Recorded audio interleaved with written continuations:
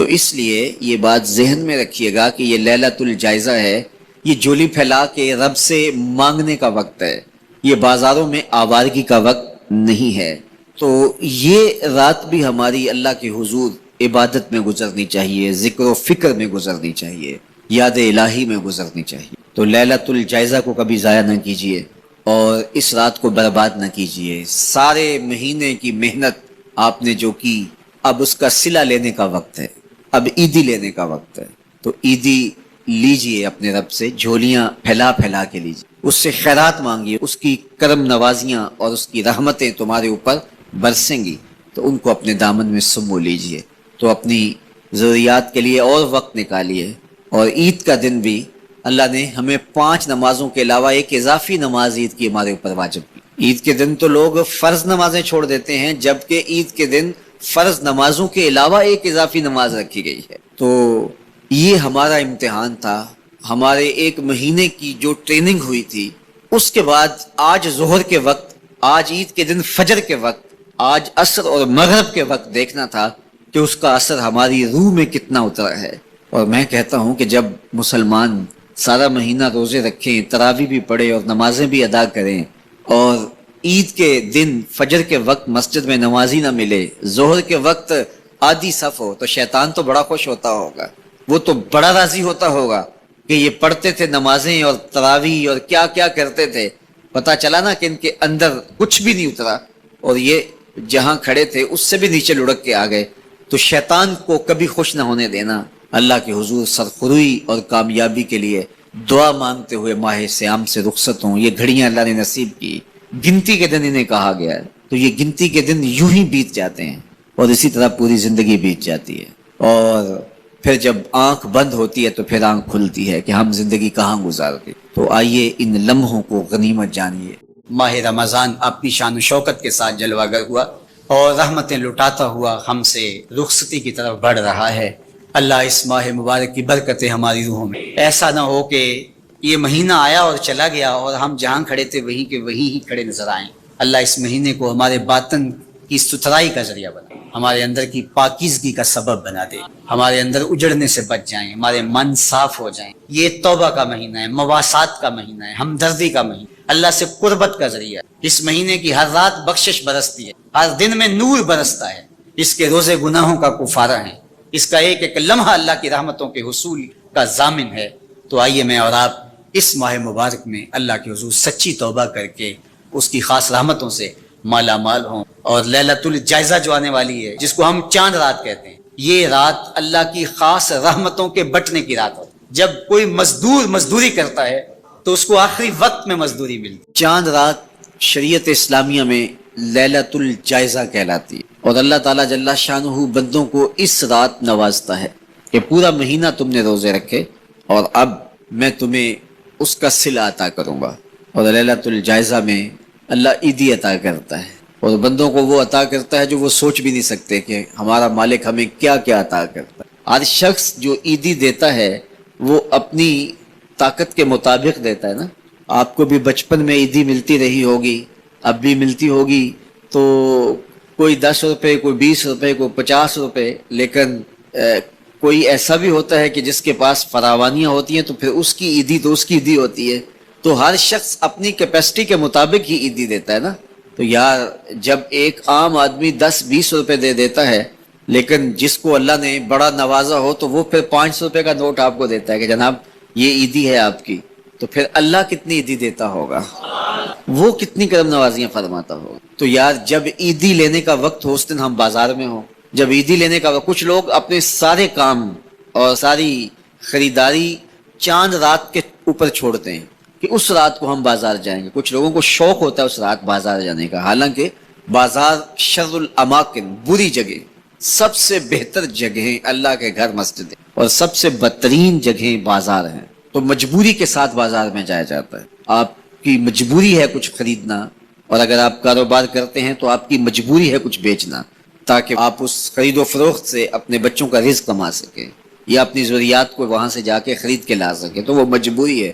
تو مجبوری کے لیے آپ وہاں جا سکتے ہیں، اور ہمیں حکم دیا گیا دیر سے جاؤ جلدی واپس آ جاؤ۔ مسجد میں حکم دیا گیا ہے جلدی جاؤ دیر سے واپس آؤ، اور ہمیں پتہ ہے کہ چاند رات کو رش کتنا ہوتا ہے اور ہم اسی وقت کے لیے سارے کام چھوڑے ہوں جبکہ کندھے سے کندھا چھو رہا ہوتا ہے اور مرد و زن کا اختلاط بھی وہاں ہوتا ہے، تو پھر اپنے آپ کو بچانا اور اپنے آپ کو محفوظ رکھنا اور اپنی نظر کی عفت اور پاکیزگی کا خیال رکھنا کتنا مشکل ہو جائے گا۔ اپنے آپ کو آزمائش میں ہی کیوں ڈالا جائے کہ جس میں ہم پورے نہ اتر سکیں۔ تو گویا لیلۃ الجائزہ کو بازاروں میں نہ گزارنا۔ کچھ لوگ اہتمام سے اپنے کام مؤخر کرتے رہتے ہیں کہ ہم اس رات بازار جائیں گے، وہ رونق میلہ دیکھنا چاہتے ہیں، اور بہت سارے اوباش، بے حیا اور عیاش مزاج کے لوگ تو وہاں ہجوم میں گھس کر کے اپنی خواہشات کی تکمیل کرتے ہیں۔ تو یہ کتنی غلاظت اور کتنی گندگی ہے کہ رمضان المبارک کا مہینہ جو ہے وہ گزرا اور ابھی شیطان کھلے اور سب سے پہلے آ کے اس کو چمٹ گیا اور اس کو کہاں لا کے کھڑا کر دیا۔ تو لیلۃ الجائزہ یہ اللہ سے رحمتیں لینے کی رات ہے، برکتیں وصول کرنے کی رات ہے۔ یہ رات بھی مصلی بچھا کے بیٹھی اور اللہ سے رحمتیں مانگیے اور اس کی کرم نوازیوں کے لیے اس کے حضور سوال کیجیے۔ حضرت بابا فرید نے کہا نا، چھٹا رکن دین کا روٹی ہے، گھر میں کچھ نہ ہو تو پھر نہ نماز نہ ہی دیگر امور کی لذت آتی ہے، تو یہ رزق فراواں اور وسیع، تو اس کے لیے ایک اور وظیفہ میں دیتا ہوں، اور وہ یہ کہ مغرب کے بعد سورۃ الکوثر پڑھ لیں، کثرت ہو جائے گی انشاءاللہ۔ اول خدوشی پڑھ لیں تو سورہ کوثر 21 مرتبہ روزانہ مغرب کی نماز کے بعد پڑھیں، اور اگر بہت زیادہ مسائل ہیں تو ہر نماز کے بعد پڑھ لیں، انشاءاللہ آپ دیکھیں گے کہ گھر میں برکتیں ہوتی ہیں۔ ارشاد فرمایا، جو اللہ سے ڈرے اللہ اس کے لیے راستے کھول دیتا ہے، اور اللہ اس کو وہاں سے دیتا ہے جہاں سے اسے گمان بھی نہیں ہوتا۔ وَمَن يَتَوَكَّلْ عَلَى اللَّهِ فَهُوَ حَسْبُهُ، اور جو اللہ پر بھروسہ کرے اللہ اس کے لیے کافی ہو جاتا ہے، اس کی ضروریات کا وہ خود کفیل ہوتا ہے اور اس کے کام اس کے ذمہ کرم پہ ہوتے ہیں، وہ ہو کے دیکھے اس کا۔ تو جو اللہ سے ڈرے اللہ اس کے لیے راستے بناتا ہے۔ حضرت عوف بن مالک رضی اللہ تعالی عنہ الاشجعی حضور کی خدمت میں حاضر ہوئے اور عرض گزار ہوئے کہ میرا بیٹا سالم مشرکین کی قید میں ہے اور میں فاقوں کی حالت میں ہوں۔ تو فرمایا، آل محمد کے پاس ایک سیر جو ہیں، بس اس کے علاوہ ہمارے پاس بھی کھانے کے لیے دنیاوی اسباب نہیں ہیں۔ کہا صبر کرو اور اللہ سے ڈرو، اور لا حول ولا قوت الا باللہ کثرت کے ساتھ پڑھو۔ یہ ایسا وظیفہ ہے، ایک حدیث پاک میں آتا ہے کہ یہ 99 بیماریوں کا علاج ہے، اس میں سب سے کم درجے کی بیماری ہم اور غم ہے۔ یہ دکھوں کا مداوع ہے، مشکلات کا علاج ہے، اور یہ وظیفہ میرے حضور نے بتایا۔ حضرت ابو ذر غفاری رضی اللہ تعالیٰ عنہ کو حضور نے 5 چیزیں بتائی تھی، ان میں سے 5ویں چیز یہ تھی کہ ابو ذر کثرت کے ساتھ لا حول ولا قوت الا باللہ پڑھا کرو۔ فرمایا عرش الہی کے نیچے ایک خاص خزانہ ہے، یہ وظیفہ وہاں سے آیا ہے۔ آقا کریم نے ارشاد فرمایا، جس نے استغفار کو لازم کر لیا تو اللہ تعالیٰ جل شانہ ہر غم سے، ہر مشکل سے، ہر تکلیف سے اس کے لیے کشادگی پیدا کر دے گا، ہر اذیت دور کر دے گا، اور ہر مشکل اور ہر پیچیدگی سے اس کے لیے راستہ پیدا کرے گا، اور اللہ تعالیٰ جل شانہ اس کو وہاں سے رزق دے گا جہاں اسے گمان بھی نہیں ہوگا۔ اللہ اکبر۔ حضرت انس رضی اللہ تعالیٰ عنہ سے ایک روایت سن لیجئے، کہتے ہیں کہ رسول کریم صلی اللہ علیہ وسلم نے فرمایا کہ جس طرح تانبے کو، لوہے کو، دھاتوں کو زنگ لگتا ہے، اس طرح دلوں کو بھی زنگ لگتا ہے، اور فرمایا زنگ کو اتارنے کے لیے جو چیز بنائی گئی ہے وہ استغفار ہے۔ تو استغفار دلوں کا زنگ اتارتا ہے۔ قرآن مجید کی تلاوت، کثرت ذکر، موت کی تذکیر اور استغفار، یہ دلوں کا زنگ اتارتا ہے۔ کثرت کے ساتھ لا الہ الا اللہ اپنے معمولات زندگی میں شامل کریں، یہ تجدید ایمان کا ذریعہ ہے۔ اسی طرح سبحان اللہ و بحمدہ یہ دن میں 100 مرتبہ اپنے معمولات میں شامل کر لیں۔ اگر سمندر کی جھاگ سے بھی زیادہ یا اس کے برابر بھی گناہ ہوئے تو یہ کلمات صرف 100 مرتبہ پڑھنے سے سارے گناہ بخش دیں۔ حضور اس بات کو پسند کرتے تھے کہ میری امت میرے اوپر درود پڑھے اور رب ان پر رحمت نازل کرے۔ کیا پسند تھی حضور کے کہ میری امت مجھ پہ درود پڑھے اور میرا رب رحمتوں کا نزول کرے۔ صحیح مسلم میں روایت ہے، جو میرے اوپر 1 مرتبہ درود پڑھتا ہے اللہ اس پہ 10 رحمتیں نازل کرتا ہے۔ اللہ اکبر۔ اور اگر درود کے ساتھ سلام بھی ہو تو مجھے ایک شعر اتنا اچھا لگتا ہے تو سادہ سا، پتہ نہیں اس کا وزن بھی ٹھیک ہے نہیں، کسی سادے سے بندے نے کہا ہے لیکن مجھے بڑا پسند آیا۔ بعض دو کھینچ لیتے ہیں نا۔ کسی نے کیا خوب کہا کہ درود پڑھنے سے ثواب ملتا ہے سلام پڑھنے سے جواب ملتا ہے. کتنا سادہ اور کتنا خوبصورت. درود پڑھنے سے ثواب ملتا ہے, سلام پڑھنے سے جواب ملتا ہے. اور اگر حضور کی طرف سے وعلیکم السلام کے لفظ آگے تو اور کیا چاہیے. اس لیے کثرت سے حضور کو سلام کرو. یار آپ گلی سے بازار سے گزرتے ہوں تو کوئی لڑکا, کوئی بزرگ, کوئی شخص آپ کو روز سلام کرے تو ایک دن آپ پوچھتے ہیں نا یہ کون ہے, روز ہی سلام کرتا ہے, یہ کس کا بیٹا ہے, یہ روز سلام کرتا ہے. پھر کس دن آپ روک کے پوچھیں گے پتر کس کے پتر ہو, اتنے اچھے ہو کہ روز سلام کرتے ہو. تو ایک دن حضور بھی پوچھیں گے نا یہ کس کا پتر ہے, یہ کس کا بیٹا ہے, یہ روز مجھے سلام کرتا ہے. تو پھر حضور سے تعارف ہو جائے گا. اس لیے حضور کو سلام کیا کرو. حضرت ابو درداء رضی اللہ تعالیٰ عنہ کہتے ہیں میں حضور کی بارگاہ میں جب آقا نے فرمایا نا کہ جمعے کے دن کثرت کے ساتھ میرے پہ درود پڑا کرو, تو میں نے عرض کی حضور جب آپ وصال کر جائیں گے تب بھی یہ عمل جاری رکھیں. تو حضور نے فرمایا اللہ نے مٹی پہ حرام کر دیا نبیوں کے جسموں کو کھائے. فنبی اللہ حی یرزق, نبی قبروں میں زندہ ہوتے ہیں اور انہیں رزق بھی دیا جاتا ہے. اس لیے جمعے کے دن کثرت کے ساتھ میرے اوپر درود پڑھو, میرے اوپر سلام پڑھو. اللہ اکبر. تو حضور فرماتے ہیں مجھے یہ بات پسند آتی ہے کہ کوئی میرے پہ درود پڑھے اور پھر رب اس پہ رحمت نازل کرے. اللہ اکبر. حضرت ابی بن قعب کہتے ہیں میں نے حضور سے کہا حضور میں چوتھا حصہ آپ پہ درود پڑھوں گا اور باقی جو 3 حصے ہیں دیگر وظیفے کر لیا کروں گا. تو آقا کریم نے فرمایا ما شئتا وَإِن زِدْتَ فَهُوَ خَيْرٌ, جیسے تمہاری مرضی, لیکن اگر درود کو بڑھا دو تو ہوگا اچھا. تو میں نے کہا حضور میں آدھا وقت درود پڑھوں گا, آدھا دیگر وظیفے کروں گا. فرمایا ما شئتا, جو تمہاری مرضی, لیکن درود کی مقدار بڑھ جائے تو اچھا ہوگا. میں نے کہا حضور میں 2 حصے درود پڑھوں گا, 1 حصہ باقی وظیفے کروں گا. فرمایا بہت اچھا, لیکن درود کی مقدار بڑھ جائے تو پھر اور اچھا ہوگا. عرض کی حضور میں پڑھوں گا ہی درود, میں سارا وقت درود پڑھوں گا. تو سنو میرے حضور نے کیا کہا, یہ ترمذی کی روایت ہے. حضور نے فرمایا پھر تیرے سارے دکھ مٹ جائیں گے, سارے گناہ معاف کر دیے جائیں گے. تو اس لیے کثرت کے ساتھ حضور پہ درود پڑھیں تو اس سے حضور بھی خوش ہوتے ہیں کہ میرے امتی پہ رب کی رحمتوں کا نزول ہو رہا ہے.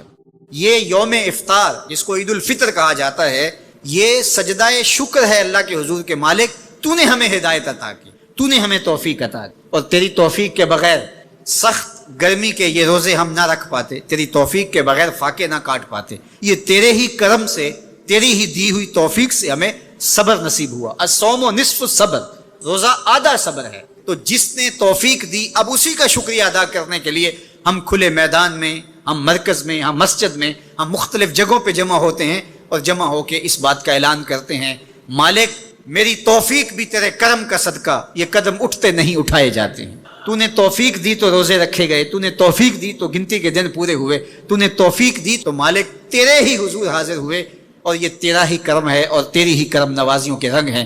حضرت معاذ بن جبل رضی اللہ تعالیٰ عنہ فرماتے ہیں کہ ایک دن حضور نے میرا ہاتھ پکڑا اور ہاتھ پکڑ کے فرمایا اے معاذ واللہ انی لاحبک, اللہ کی قسم میں تجھ سے پیار کرتا ہوں.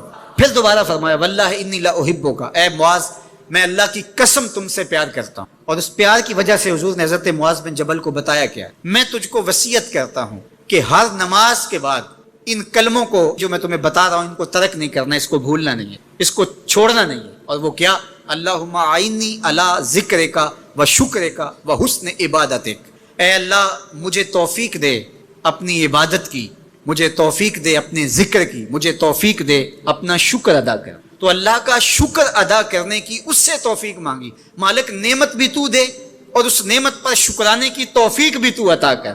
اور اللہ فرماتے ہیں میری دی ہوئی نعمت پر میرا جب تم شکر ادا کرو گے میری دی ہوئی توفیق کے ساتھ تو میں تم سے عہد کرتا ہوں لئن شکرتم لازیدنکم, میں تمہیں اور زیادہ عطا کروں. اللہ اکبر. شکریہ سے نعمت میں اضافہ ہوتا ہے, نعمت میں برکت ہوتی ہے. ایک دوسرے مقام پہ کتنی خوبصورت بات ارشاد کی, ما یفعل اللہ بعذابکم ان شکرتم و آمنتم, اللہ فرماتا ہے کہ وہ تمہیں عذاب دے کے کیا کرے گا اگر تم شکریہ ادا کرو اور ایمان لاؤ.